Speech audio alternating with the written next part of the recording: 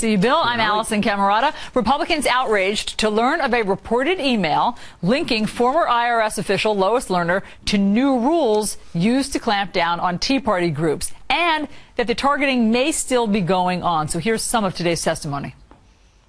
The President of the United States can go on national television on a day when a lot of people watch television and say, quote, "There's not a smidgen of corruption in the IRS targeting scandal." So we thought what we do today is allow people who were victimized by the Internal Revenue Service to come tell their story. These events were occurring while the IRS was subjecting me to multiple rounds of abusive inquiries with requests to provide every Facebook and Twitter I'd ever posted, questions about my political aspirations, and demands to know the names of groups that I'd spoken with, the content of what I'd said, and everywhere I intended to speak in the coming year. This scandal is not over. The lying has not stopped. I represent one Tea Party group, Tea Party Patriots, who applied in December of 2010. They still don't have their C4 status. Who gave the IRS the authority to say this, and how is it that the President of the United States can say there's not a smidgen of corruption? So how can the President say there's not a smidgen of criminality when Lois Lerner invoked the Fifth Amendment? 41 witnesses haven't been interviewed, including the two that are here right now. How can he possibly draw that conclusion? Congressman Mark Meadows was at today's hearing. The North Carolina Republican joins us now. Congressman, thanks for being here. Thank you, Allison. Tell us what you learned today that was new.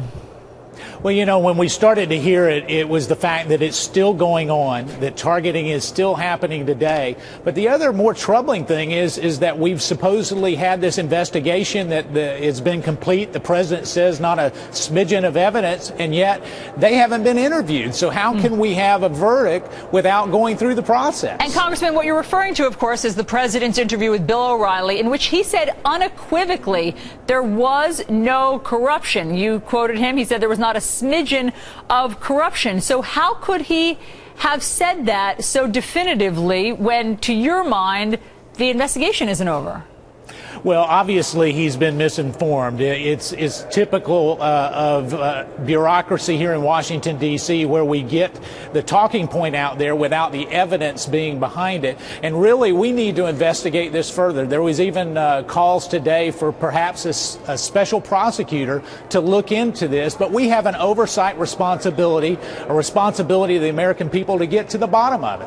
What are you trying to find out? Because, you know, the president has basically suggested, as have Democrats, that you're beating a dead horse. There's no there. What are you really trying to find out?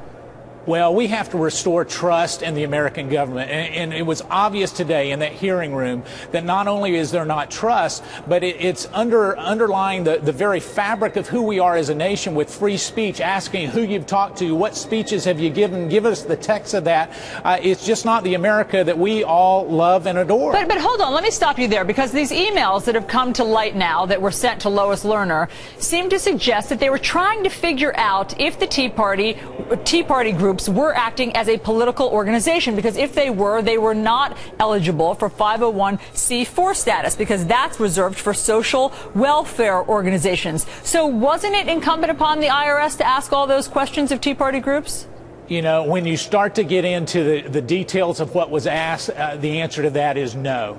What happened is, as we heard today, is that there were some liberal groups that were asked the same questions supposedly, but far fewer, and all of them were approved. And yet the conservative groups were asked over and over detailed questions that were intimate details that certainly the IRS shouldn't have rights to ask about. What do you want? Where will you go from here? Who do you want to interview? How will you get to the bottom of the investigation that you want?